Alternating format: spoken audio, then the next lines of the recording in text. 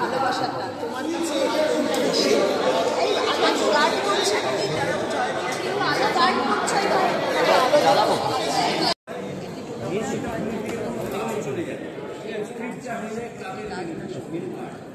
আমার কাছে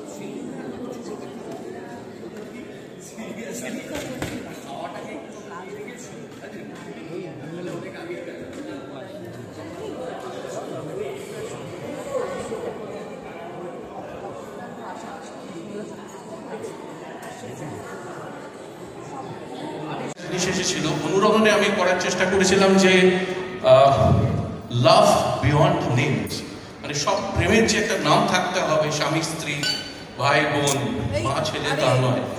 তো সেই জন্য ডিয়ার মা যেটা হচ্ছে basically love is থিকার than blood, মানে রক্তের সম্পর্ক তো আছেই, কিন্তু ভালোবাসার টানও খুব ইম্পর্টেন্ট। তো সেখান থেকে আমরা একটা গল্প ফেঁদেছি, যাকে বলে গল্প আমরা একটা তৈরি করেছি। তাহলে এই যে গল্প, এই সিনেমাটির গল্পর চিন্তা ভাবনা, এটা সূত্র কিভাবে, সেটা যদি গল্পটা আমরা একটু জানতে পারি আজকে। সাক্ষ্য কোথায়? সাক্ষ্য একটু আসতে পারবে এখানে? আমরা কি ডেকে নিতে পারি সাক্ষ্যজিৎ?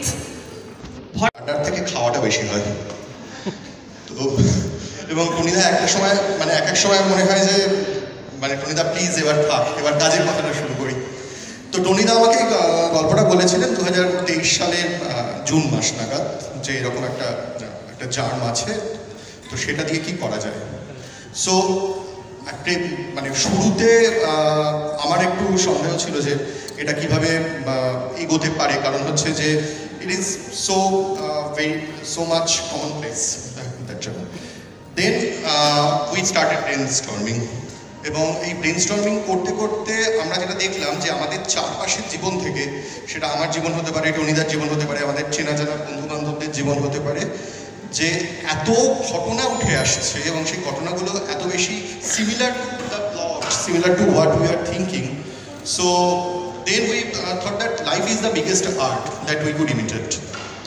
তখন আমরা ঠিক করলাম যে ঠিক আছে, তাহলে এইখান থেকে কিছু কিছু কিছু কিছু জিনিস নিয়ে আমরা শুরু করতে পারি। এবং তারপর নানান রকম গিফট, সারপ্রাইজ সেগুলো পেয়ে থাকে, বা কম বেশি সবাই পেয়েছে, কিন্তু আমার অভিনয় জীবন, আমার ব্যক্তি জীবন দুটো মিলিয়েই বলছি,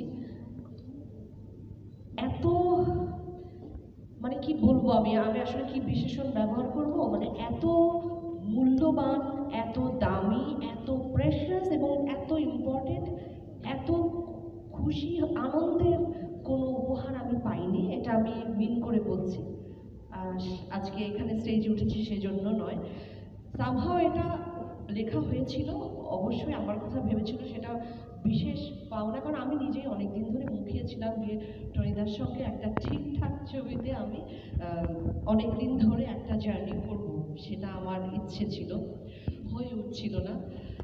তারপর যখন আমি এটা হাতে পেলাম এবং এই বিশেষ দিনটিতে পেলাম, আমার মনে আছে আমি ঢাকার মানে আমি একটু ছুটিতে ছিলাম, তো ছুটিতে আমি সময় কাটাচ্ছিলাম পরিবারের সঙ্গে, সবাই মিলে বেড়াবে, যখনই ওটা পেলাম এবং বললো এটা তোমার গিফট, এবং আমি শুনলাম, তখন আমি সেই মুহূর্তেই পড়তে শুরু করলাম। এবং আমার মনে আছে যে আমি কারোর সঙ্গে বেরোনি সেদিন, কিছু নয়, যে ঘুরবার কথা ছিল আমাদের, আমি একসাথে পড়ে ফেললাম আমি গল্পটি। এবং আমি জানি না, আমি খুশিতে আমার সত্যি আনন্দশ্রু যেটা বলে সেটা আমার মনে হয়েছে, কারণ এত ইন্টেন্স, এত সংবেদনশীল একটি চরিত্র, আর এমন একটা দিনে, এবং আমি উপহার পেয়েছি আমার জীবনের জন্মদিনের শুধু নয়, সব কিছুতেই যদি কোনো অভিনেতা একটি স্ক্রিপ্ট, একটি চরিত্র অথবা একটি সিনেমা উপহার পায় করবার জন্য, তাকে মনে করে যে সে এটার যোগ্য, তাহলে তার সেটা হচ্ছে পরম পাওয়ার কিছু নয়,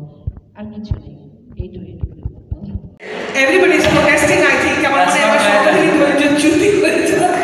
And that's how Dear Ma happened, and I met Joya, and then I think I think it's a very magical, beautiful story about a couple, myself and her.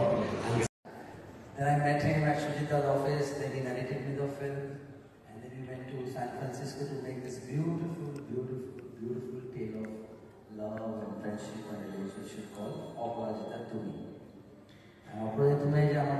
Rachel, Joy, Mind the Gap.